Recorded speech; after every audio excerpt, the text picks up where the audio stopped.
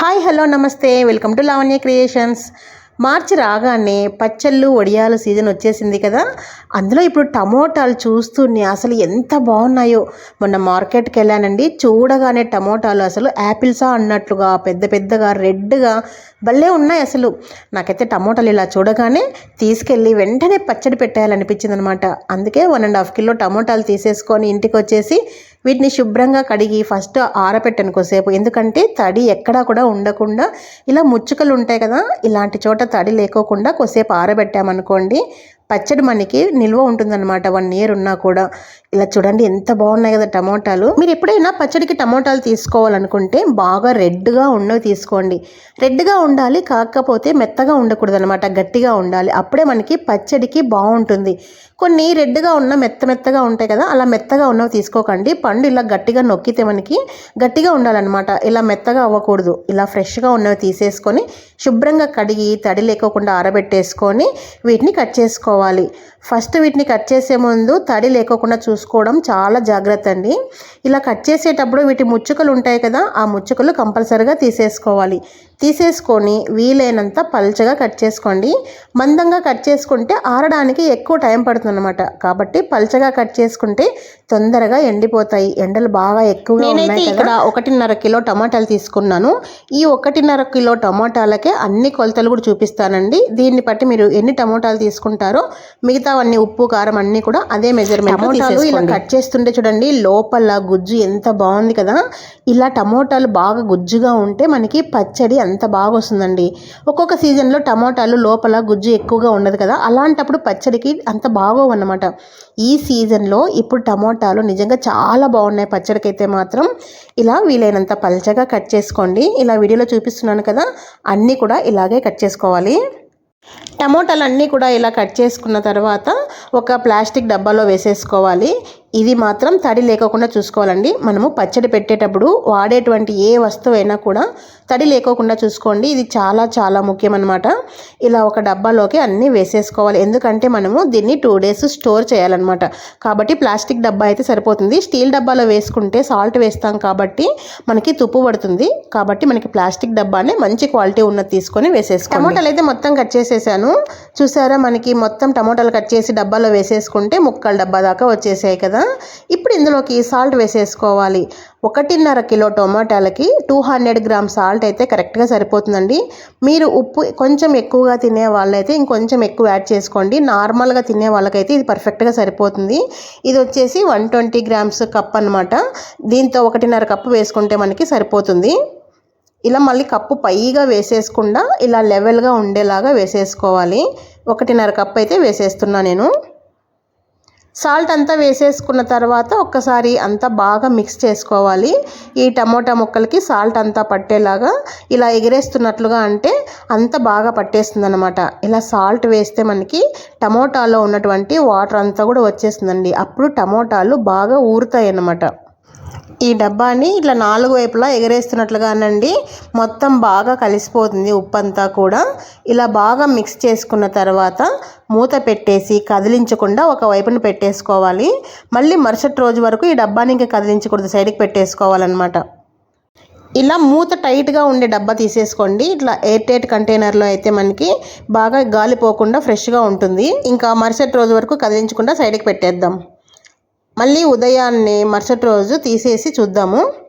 చూసారండి వాటర్ అంతా ఎలా వచ్చేసింది కదా. మనం సాల్ట్ వేసి పెట్టేసాం కదా, ఇలా వాటర్ అంతా వచ్చేస్తుంది అనమాట. ఇప్పుడు ఒకసారి మనకి చెయ్యి పెట్టకుండా గరిటెతోటి మొత్తం మిక్స్ చేయాలి.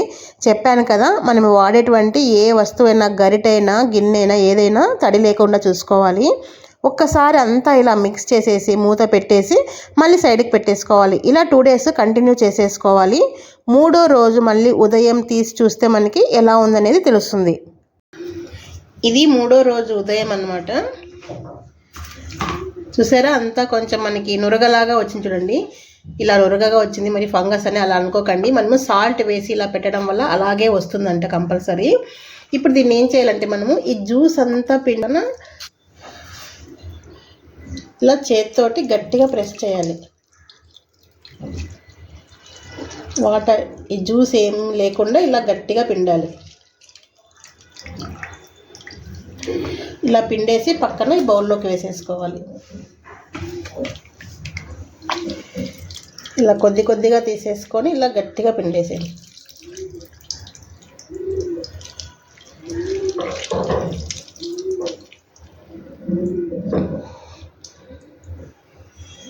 ఇలా గట్టిగా పిండాలండి, జ్యూస్ ఏమాత్రం లేకోకుండా ఇలా పొడి పొడిగా రావాలి. మొత్తం ఈ ముక్కలన్నీ ఇలాగే పిండేసుకోవాలి.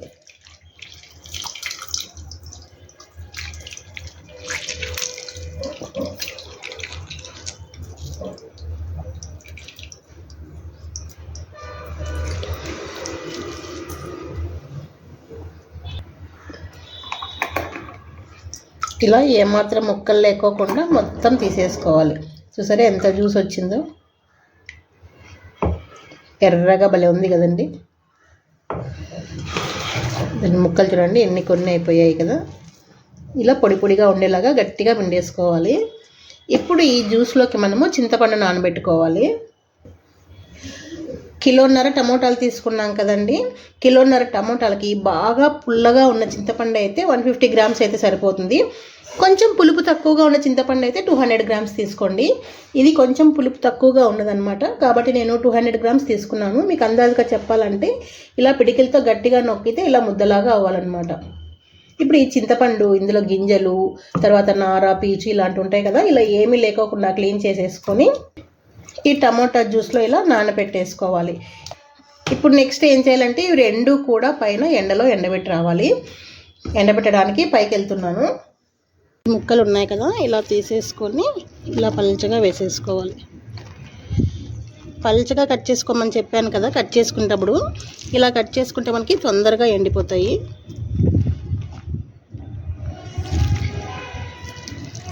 ఇలా దూరంగా వేసేసుకోండి, బాగా ఎండిపోతాయి. ఎండ బాగా ఉంటే ఒక్క రోజుకి ఎండిపోతాయి.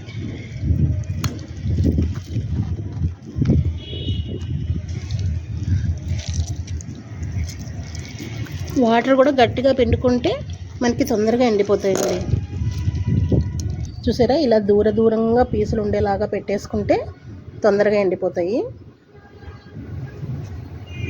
ఇప్పుడు ఈ జ్యూస్ ఉంది కదా, చింతపండు నానబెట్టేసాము. ఇలా బౌల్లోనే పెడితే ఒక రకమైన స్మెల్ వస్తుంది. ఇలా కాకుండా వెడల్పాటి ప్లేట్లో వేసేసుకుంటే బాగా ఆరుతుంది.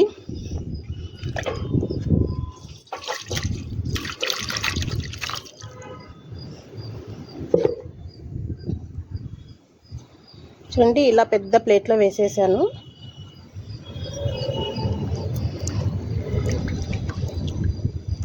ఇలా పెడితే తొందరగా మనకి దగ్గరగా వస్తుందన్నమాట. ఇది బాగా దగ్గరగా వస్తేనే టేస్ట్ చాలా బాగుంటుంది. ముఖ్యంగా ఇది ఇలా ఎండబెట్టేసుకున్నాం కదా, ఈవినింగ్ తీసుకెళ్ళాలి. మళ్ళీ నెక్స్ట్ డే ఆరకపోతే మళ్ళీ పెట్టేసుకోవాలి. ఇలా ఈ టమాటా జ్యూస్ అంతా చిక్కగా వచ్చేంత వరకు ఆరబెట్టుకోవాలి. సరే అండి, పెట్టేశాను. ఇంకా ఎండ బాగా ఉంది, కిందకి వెళ్ళిపోతున్నా. ఈవినింగ్ పైకి వచ్చాను. ఈ జ్యూస్ అంతా చూడండి ఎంత చిక్కగా అయిపోయిందో.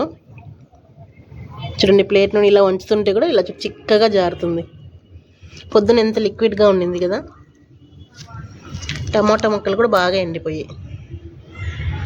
అయినా ఇంకా ఫుల్ ఎండాలి, మనకి గలగల అనాలన్నమాట. ఇంకా మెత్తగా ఉన్నాయి కదా, ఫుల్ ఎండాలి. ఇంకా 1 or 2 days ఎండబెడితే బాగా గట్టిగా అయిపోతాయి.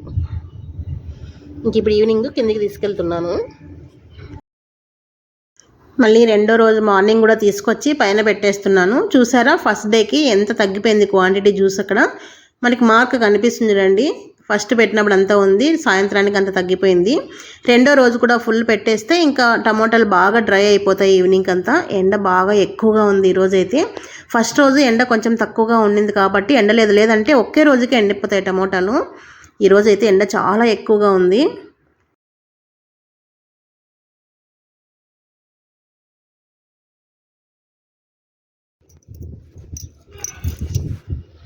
చూసారా అన్నీ ఎంత బాగా ఎండిపోయాయి కదా. ఈ గ్రేవీ చూడండి ఎంత బాగా చిక్కగా అయిపోయింది. ఇలా బాగా దగ్గరగా రావాలి. ఇది రెండో రోజు ఇలా అయిపోయాయి. టమాటాలు మాత్రం బాగా ఎండిపోయాయండి చూడండి. ఈ గ్రేవీ చూడండి అస్సలు ఇంకా జ్యూస్ అనేది లేదు. ఇలా ఉంటే మనకి 1 ఇయర్ ఉన్నా కూడా పచ్చడి అనేది అస్సలు పాడవదనమాట. ఇంక ఈరోజు ఈవినింగ్ తీసుకెళ్తున్నాను కిందకి. చూడండి ఎంత బాగా ఎండిపోయాయి. స్టవ్ వెలిగించి ప్యాన్ పెట్టేసుకొని ఇందులోకి 2 టీ స్పూన్ ఆవాలు యాడ్ చేసుకోవాలి. టీ స్పూన్ అంటే ఫుల్గా వేసేసుకోండి. ఫస్ట్ వీటిని ఫ్రై చేసుకున్నాము. మేము మాత్రం లోలో పెట్టేసుకోండి, ఆవాలు కదా తొందరగా ఫ్రై అయిపోతాయి. చిటపట్లాడుతున్నాయి కదా, వేరొక ప్లేట్లోకి తీసేసుకుందాం. మెంతులు వచ్చేసి 1 టీ స్పూన్ కంటే కూడా తక్కువగా అండి, ఒక 3/4 టీ స్పూన్ అనుకోండి. అలాగే ఒక 1/2 టీ స్పూన్ కంటే తక్కువగా జీలకర్ర వేసేసుకొని ఫ్రై చేసేసుకుందాం. మెంతులు కూడా వేగిపోయి ఉన్నాయి. స్టవ్ ఆఫ్ చేసి వీటిని ఆవాలు వేసిన ప్లేట్లోకి వేసేసుకుందాం. ఇవి రెండు కూడా చల్లారిన తర్వాత బాగా మెత్తగా గ్రైండ్ చేసేసుకోవాలి. చల్లారిపోయాయి. మిక్సీ జార్లో వేసేసుకొని పౌడర్ చేసేసుకుందాం. ఇలా బాగా మెత్తగా గ్రైండ్ చేసుకోవాలి. చూసారండి, బాగా దగ్గరగా వచ్చింది కదా. ఇలా వస్తే పచ్చడి అనేది టేస్ట్ బాగుంటుంది మనకి. ముఖ్యంగా 1 ఇయర్ ఉన్నా కూడా అస్సలు పాడవకుండా చాలా టేస్టీగా ఉంటుంది. ఇంకోటి ముఖ్యంగా మనకి ఫ్రిడ్జ్లో పెట్టాల్సిన అవసరం కూడా లేదండి, బయటే ఉన్నా కూడా అంతే టేస్టీగా ఉంటుంది అనమాట. ఇప్పుడు ఇందులోకి 1 టీ స్పూన్ పసుపు యాడ్ చేసుకుందాం. ఫుల్ వేసేసుకోండి 1 టీ స్పూన్. అలాగే మనం సాల్ట్ ముందే యాడ్ చేసుకున్నాం కదా ముక్కలు ఊరబెట్టేటప్పుడు. ఇప్పుడు వచ్చేసి కారం యాడ్ చేసుకుందాము. ఉప్పు ఎంత తీసుకున్నామో కారం కూడా అంతే తీసుకోవాలి. కప్ వచ్చేసి 125 ml అంటే 125 గ్రామ్స్ వస్తుందండి. కాబట్టి దీంతో 1.5 కప్పు యాడ్ చేసేసుకోండి, సరిపోతుంది కరెక్ట్గా. అంటే 200 గ్రామ్స్ అవుతుందండి. 200 గ్రామ్స్ సాల్ట్, 200 గ్రామ్స్ కారం రెండు కూడా ఈక్వల్గా వేసుకోవాలి. ఉప్పు ఇంకా కొంచెం తక్కువ కావాలంటే తక్కువ వేసుకోవచ్చు. కొంతమందికి ఉప్పు సరిపోదు అనుకుంటే ఇంకొంచెం ఎక్కువ కూడా, అంటే మీ టేస్ట్ని బట్టి అడ్జస్ట్ చేసుకోవచ్చు. పర్ఫెక్ట్గా ఉండాలంటే ఇది కరెక్ట్గా సరిపోతుంది. ఇప్పుడు వచ్చేసి ఆవాలు మెంతుల పొడి కూడా యాడ్ చేసేసుకోవాలి. ఇప్పుడు ఇవన్నీ బాగా మిక్స్ చేసేసుకుందాం.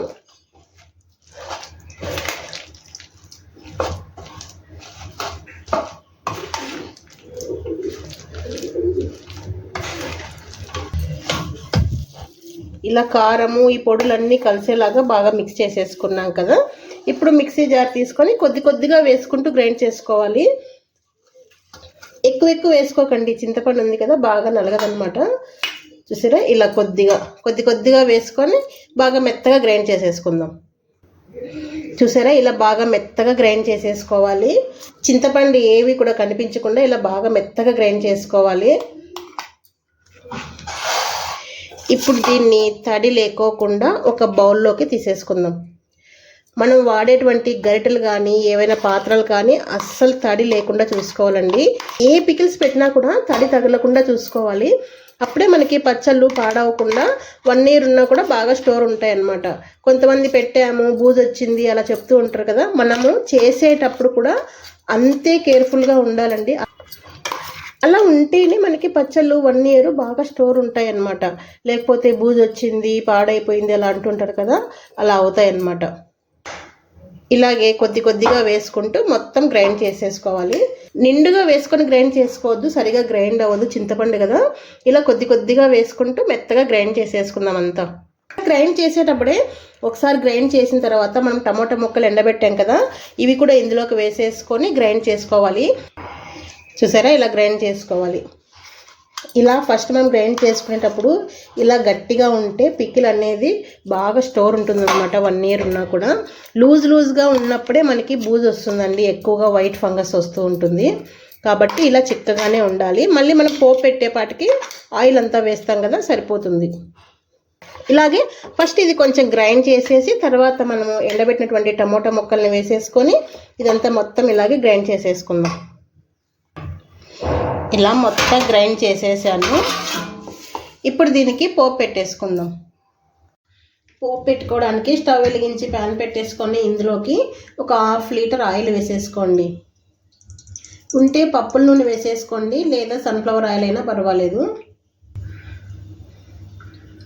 1/2 లీటర్ ఆయిల్ అయితే కరెక్ట్గా సరిపోతుందండి దీనికి. ఫస్ట్ ఆయిల్ బాగా వేడెక్కాలి.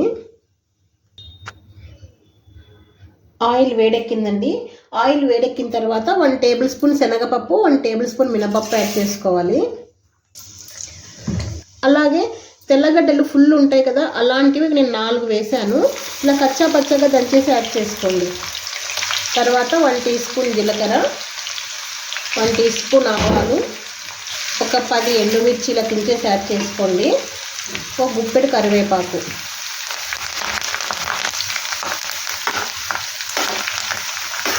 ఫ్లేమ్ లోలో పెట్టేసుకోండి. ఫుల్ ఎర్రగా అయ్యేంత వరకు వేయించుకోకూడదు, ఎందుకంటే ఆయిల్ మనము స్టవ్ ఆఫ్ చేసినా కూడా ఇంకా చాలాసేపు వేడిగా ఉంటుంది కదా. 50% ఫ్రై అవ్వగానే స్టవ్ ఆఫ్ చేసుకోవాలి, మిగతాది ఆ వేడికే అన్నీ కూడా ఫ్రై అయిపోతాయి. చూడండి లైట్గా కలర్ చేంజ్ అవుతున్నాయి కదా.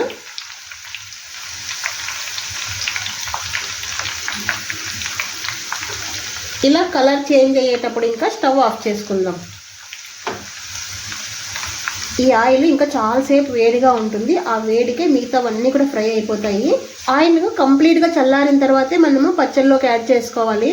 ఇలా కొంచెం వేడిగా ఉన్నప్పుడే మీరు యాడ్ చేసుకున్నారనుకోండి, పికిల్ కలర్ చేంజ్ అవుతుంది, అంతే, ఏమీ కాదు. కాబట్టి పూర్తిగా చల్లగా అయిన తర్వాత వేసుకుంటే మనకి 1 ఇయర్ ఉన్నా కూడా పచ్చడి బాగా రెడ్ కలర్లో అంతే ఫ్రెష్గా ఉంటుంది. స్టవ్ ఆఫ్ చేశాను, అయినా కూడా ఇంకా ఫ్రై అవుతూ ఉన్నాయి చూడండి. వెల్లుల్లి అంతా కూడా బాగా రెడ్గా ఫ్రై అవుతుంది. ఆ వేడికి కరెక్ట్గా సరిపోతుంది. ఇలా ఒక 50% ఫ్రై అయిన తర్వాత ఆఫ్ చేసేసుకోవాలి స్టవ్. ఇంకా ఆయిల్ కంప్లీట్గా చల్లారాలి. చల్లారిన తర్వాత పికిల్లోకి యాడ్ చేసుకుందాం. పోపు అయితే అంతా బాగా చల్లారిపోయింది, చూసారండి. చేయి కూడా పెట్టాను, చల్లగా అయిపోయింది. ఇప్పుడు పచ్చళ్ళలోకి యాడ్ చేసేసుకుందాం. పచ్చళ్ళలోకి ఈ పోపు వేస్తేనే అండి అసలు ఫుల్ మారిపోతుంది.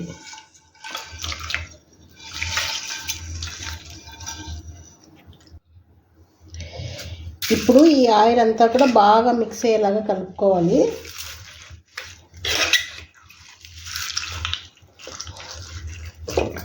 మనకి ఫస్ట్ ఆయిల్ వేసినప్పుడు ఎక్కువగా కనిపిస్తుందండి, బాగా మిక్స్ చేస్తూ ఉంటే అంత బాగా కలిసిపోతుంది.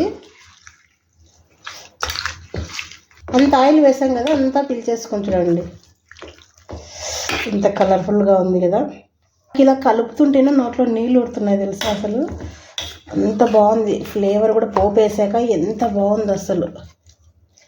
ఇంకా దీన్ని గాజు సీసాలో కానీ లేదా జాడీలో కానీ ఎత్తి పెట్టేసుకుంటే మనకి ఫ్రిడ్జ్లో పెట్టనక్కర్లేదండి. ఈ మధ్యకాలంలో ప్రతి పచ్చళ్ళు ఫ్రిడ్జ్లో పెట్టేసుకొని తిని హెల్త్లు పాడవుతున్నాయి కదా. ఇలా బయట పెట్టుకొని తింటే అంత ఎఫెక్ట్ ఏమి ఉండదు తెలుసా పచ్చళ్ళు. ఇలా కాసేపు వదిలేసామనుకోండి మళ్ళీ ఆయిల్ అంతా పైకి వచ్చేస్తుంది. ఇంకా మనం స్టోర్ చేసేసుకుందాం. మన పచ్చడి ఇంకా స్టోర్ చేసేసుకోవడమే. కలర్ఫుల్గా భలే ఉంది కదా. ఇది పాత పద్ధతి అండి, అమ్మమ్మల కాలంలో పెట్టే పద్ధతి. ఇది ఉడకబెట్టి కూడా చేస్తారు, కానీ దీని టేస్ట్ ఇదే, దాని టేస్ట్ అదే అండి. ఇది చాలా చాలా టేస్టీగా ఉంటుంది. అంటే అది ఉండదని కాదు, కాకపోతే దానికంటే కూడా ఇది ఎక్కువ టేస్ట్ ఉంటుంది, ఎక్కువ రోజులు నిల్వ ఉంటుంది. చూడండి పికిల్ ఎంత బాగుందో అసలు. టేస్ట్ కూడా అద్దిరిపోతుంది తెలుసా. ఫ్రిడ్జ్లో పెడితే అసలు పచ్చళ్ళ టేస్టే మారిపోతుంది కదా. ఎప్పుడైనా అబ్జర్వ్ చేశారా మీరు? ఈ మెథడ్లో ప్రిపేర్ చేసుకోండి పాతకాలం పద్ధతిలో. ఈ పచ్చడి మీకు 1 ఇయర్ ఉన్నా కానీ అస్సలు బూజు పట్టడం అలా ఏమీ ఉండదు. చాలా అంటే చాలా టేస్టీగా ఉంటుంది. ఖచ్చితంగా ఈసారి ఇలా ట్రై చేయండి. ఈ సీజన్లో టమోటాలు చాలా బాగా వస్తున్నాయి కదా, నిజంగా చూస్తుంటేనే అలాగే తినేయాలనిపిస్తుంది, అంత బాగున్నాయి టమోటాలు. అసలు టమోటాలు చూస్తుంటే యాపిల్స్ అన్నట్లుగా ఉన్నాయండి, అంతంత పెద్ద సైజులో చాలా బాగున్నాయి. ఈ సీజన్లోనే పచ్చడి చేసుకోవడానికి చాలా కరెక్ట్ టైం అనమాట. కాబట్టి వెంటనే పచ్చడి పెట్టేసుకోండి, 1 ఇయర్ ఇంకా స్టోర్ చేసేసుకోవచ్చు. మీకు తెలుసు కదా, నేను ఎప్పుడు పచ్చడి పెట్టినా కానీ ఆ బౌల్లోకి రైస్ వేసుకొని తినడం నాకు మా పిల్లలకి చాలా ఇష్టం అండి. పిల్లలు లేరు కాబట్టి ఇప్పుడు నేనే ఆ పని చేసేస్తున్నాను. పచ్చడి పెట్టుకునే మాత్రం మనం వాడేటువంటి స్పూన్స్ కానీ ఏవైనా కానీ అస్సలు తడి లేకోకుండా చూసుకోవాలి. ఇలా వేసుకుంటే మనకి ఎప్పటికీ పాడవవు. ఇలాంటి చిన్న చిన్న చిట్కాలు పాటిస్తూ ఉండాలి. ఇలా చిన్న చిన్న చిట్కాలు పాటిస్తూ ఉంటే పచ్చళ్ళు ఎప్పుడూ కూడా పాడవవు. అసలు ఇలా కలుపుతుంటే నోట్లో నీళ్ళు ఉడుతున్నాయి కదా. మీకు చెప్తున్నాను కానీ నాకైతే నోట్లో నీళ్ళు ఉడుతున్నాయండి. చూసారా ఎంత బాగుందో.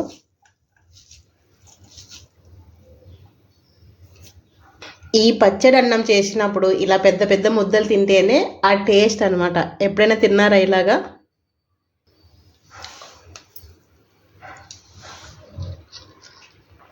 అన్నీ పర్ఫెక్ట్గా సరిపోయాయండి. ఉప్పు, కారము, పులుపు అన్నీ కూడా చాలా పర్ఫెక్ట్గా ఉన్నాయి. టేస్ట్ అయితే నిజంగా ఉడకబెట్టిన దానికంటే కూడా ఇలా ఎండబెట్టి చేసేది టేస్ట్ చాలా బాగుంది. పచ్చడి అయితే మాత్రం అద్దరిపోయిందండి. ఖచ్చితంగా ట్రై చేయండి. చాలా అంటే చాలా బాగుంది అస్సలు. అస్సలు నోట్లో బ్లాస్ట్ అంత కమ్మగా ఉంది అసలు. మరి మీకు నచ్చిందా? చాలా సింపుల్ కదా. 3 రోజులు నానబెట్టేసుకొని ఎండబెట్టేసుకున్నారనుకోండి, అన్నీ కలిపేసుకొని మిక్సీ వేసేసుకొని పోపు పెట్టేసుకోవడమే. ఎంత ఈజీ చూడండి, అలా ఫాస్ట్గా అయిపోతుంది కదా. ఈసారి పచ్చడి ఈ మెథడ్లో పెట్టుకొని ఎలా వచ్చిందో కమెంట్ రూపంలో షేర్ చేయడం అస్సలు మర్చిపోవద్దు. వీడియో నచ్చినట్లయితే లైక్ చేసి ఫ్రెండ్స్కి, ఫ్యామిలీ మెంబర్స్కి షేర్ చేసి, లైక్ చేసి హైప్ చేయడం అస్సలు మర్చిపోవద్దండి. ఇంకొక మంచి వీడియోతో మళ్ళీ మీ ముందుంటాను. Thank you for the watching.